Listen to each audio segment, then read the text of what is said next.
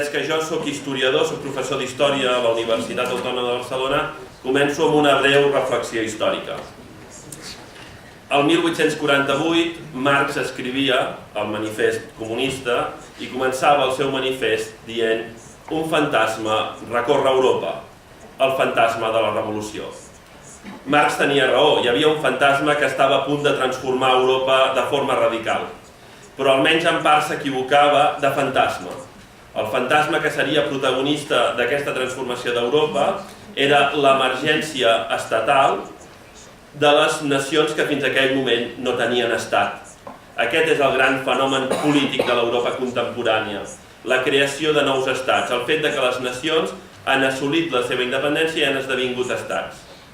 De fet, més de la meitat dels estats que existeixen a Europa en aquests moments han assolit la seva independència al llarg del segle XX. I per tant, almenys des d'un punt de vista quantitatiu, la independència a Europa i al món encara més, és un fet normal, és un fet habitual. I a més existeix una altra dada extraordinària. De totes aquestes nacions que han obtingut la seva condició d'estat al llarg de l'època contemporània, de totes elles, de totes aquestes nacions, no n'hi ha cap ni una, que vulgui renunciar a la seva condició d'estat. En política no és fàcil que hi hagin aquests tipus de consensos. És a dir, és molt difícil en política trobar un consens universal al voltant de que una determinada solució política és bona. Doncs la independència compleix aquesta condició de consens universal. De tots aquells que l'han tastat, no n'hi ha cap que vulgui renunciar-hi, no n'hi ha cap que vulgui tornar enrere.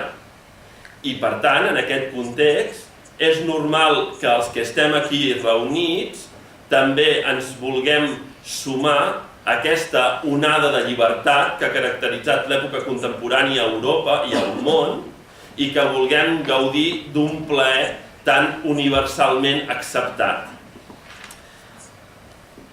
A més, actualment el món es transforma i es transforma de forma ràpida i de manera molt radical. Es transforma la realitat financera, econòmica, energètica, social, migratòria, identitària, en l'àmbit de les tecnologies, del coneixement, de la informació, etc. I això ens obliga a adaptar les velles estructures dels estats a aquest món en transformació, a aquest món en canvi. I aquesta transformació s'ha de produir almenys, ho han dit avui a les taules del matí i s'ha dit també a la primera taula d'aquesta tarda, aquesta transformació com a mínim ha d'anar en dues direccions.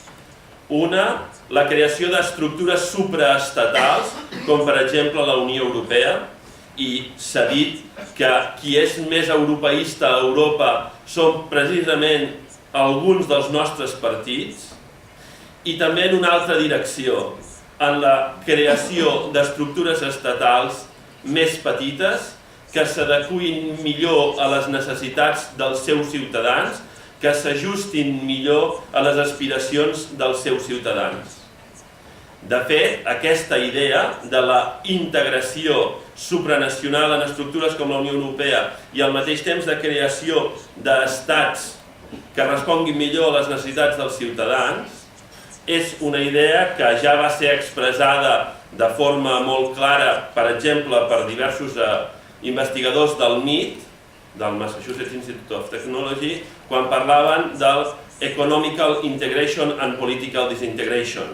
I arribaven a la conclusió que al llarg de la història, quan hi ha moments d'integració econòmica i d'integració cultural, també es produeixen processos de desintegració política i que alguns dels moments més brillants de la cultura occidental, la Grècia clàssica, la Itàlia del Renaixement, coincideixen en moments de molta integració econòmica i de molta integració cultural i al mateix temps de molta desintegració política, de realitats polítiques molt properes als ciutadans.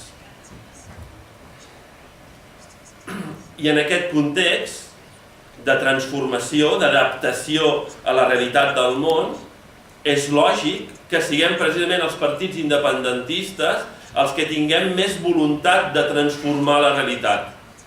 Assumim una responsabilitat extraordinària, la responsabilitat de transformar la realitat per fer un món millor. I és evident que sempre que enfrontem un procés, un projecte tan ambiciós, fer un món millor, canviar la realitat política, transformar la realitat econòmica, social, energètica, migratòria, adaptar la identitat dels nostres ciutadans, és evident que sempre que t'enfrontes a un projecte polític o a un projecte cultural o social tan ambiciós com aquest, cal passar per diverses fases, algunes de les quals també les hem recollit aquesta tarda, tant en la primera com en la segona taula. Aquestes fases seria primer la construcció d'un discurs. Hem anat construint un discurs de projecte de futur, un discurs de projecte nacional de futur, un projecte d'inclusió de la immigració, d'una identitat fluida, d'una identitat en transformació. I el nostre discurs, en els nostres àmbits nacionals i en part també a Europa, és un discurs que guanya prestigi o que ha guanyat literalment la batalla discursiva. Després de construir el discurs, cal que aquest discurs permei la societat, que arribi a tota la societat. Aquesta és la segona fase, la construcció d'una majoria social. Aquest és un procés que s'està produint a Escòcia, a Gal·les, que en bona mesura ja s'ha produït a Flandes, a Catalunya, a Euskadi, a Galícia. I quan hi ha una majoria social, quan haguem assolit també l'èxit en la construcció d'aquesta majoria social, estarem en les portes de trobar la formulació política adequada, la tercera fase, la formulació política adequada que ens porti a l'assoliment dels nostres objectius, a la creació d'aquestes estructures estatals que responguin als problemes dels nostres ciutadans, que ajudin a crear un món millor per a tots. I des d'aquesta perspectiva em sembla que és evident que encara tots n'hem d'aprendre una mica. Cada un dels nostres projectes nacionals està en un moment diferent. Per això és tan bo que ens trobem aquí i que ho compartim, que ens ho expliquem els uns als altres. Perquè, com deia un insigne intel·lectual català, Anselm Clavé, si voleu ser lliures, heu d'aprendre. Si voleu ser forts, us heu d'ajudar. I si voleu ser feliços, us heu d'estimar. Doncs aquest és el nostre repte, aprendre, ajudar-nos i estimar-nos. Gràcies. I